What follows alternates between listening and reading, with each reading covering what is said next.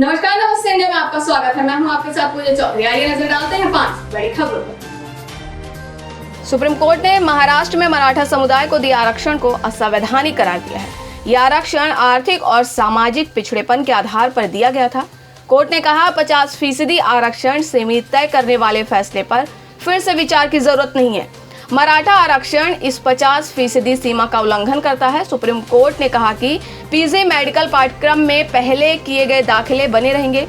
पहले की सभी नियुक्तियों में भी छेड़छाड़ नहीं की जाएगी। इन पर फैसले का असर नहीं होगा। सुप्रीम कोर्ट के 5 जजों justice Ashok Bhushan, justice L Nageswara Rao, justice S Abdul Nazeer, justice Hemant Gupta और जस्टिस एस रविंद्र भट्ट की संविधान पीठ ने यह फैसला सुनाया। पूरे मुंबई मेट्रोपॉलिटन रीजन में जब कोरोना मरीजों को ऑक्सीजन की आवश्यकता थी, तब ठाणे के कोलसेट इलाके के निवासी 30 साल के चीनू क्वात्रा MBA ने हाथ पर हाथ रखकर घर बैठने की जगह सुबह 4 बजे तक जाकर कोविड मरीजों की जान बचाने का काम कर रहे हैं। हालांकि कोरोना की पहली लहर के वक्त लॉकडाउन लगने पर उन्होंने 75 दिनों तक लगातार करीब 7 लाख जरूरतमंद लोगों को राशन और भोजन पहुंचाकर मदद की थी। मगर सेकेंड वेव की चुनौती बहुत ही अलग है, इसलिए इस बार वे लोगों को राशन से ज्यादा प्राणवायु यानी ऑक्सीजन पहुंचाकर मदद कर रहे हैं।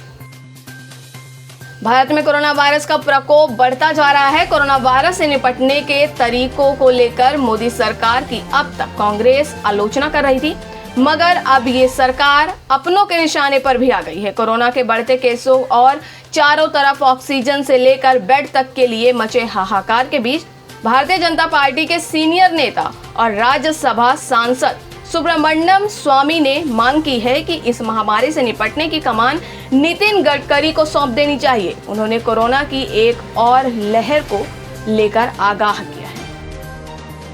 उत्तर प्रदेश के फिरोजाबाद में भी मानवीय संवेदनाओं की बलि चढ़ाता एक मामला सामने आया है।